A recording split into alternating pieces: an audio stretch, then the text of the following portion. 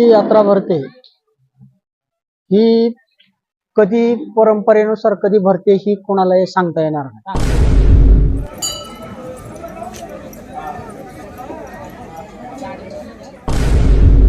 ती जी घागर आहे तर त्याच्यामध्ये खैराची लाकडं, त्याच्यानंतर सागाची लाकडं, त्याच्यानंतर पेंट, त्याच्यानंतर कापूर, त्याच्यानंतर सरकी आणि मग ते नवीन जो कपडा आहे त्या कपड्याने ती पूर्ण अशी लाकडं त्याच्यात भरून अशी बांधल्या जातात। मंडळी नमस्कार, ही आहे कठ्याची यात्रा।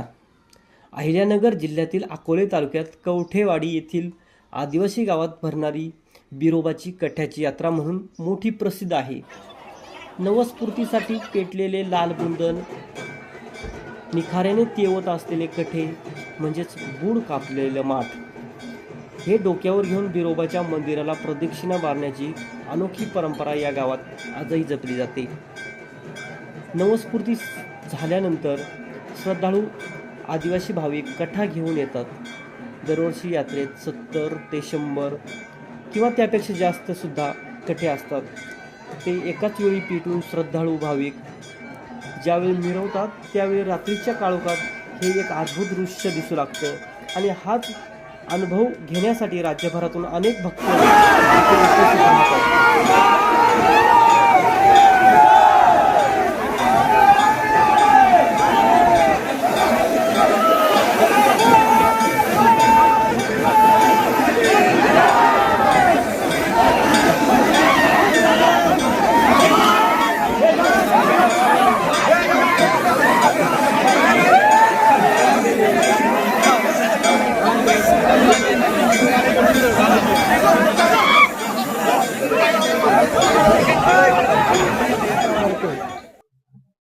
ही कधी परंपरेनुसार कधी भरते ही कोणालाही सांगता येणार नाही।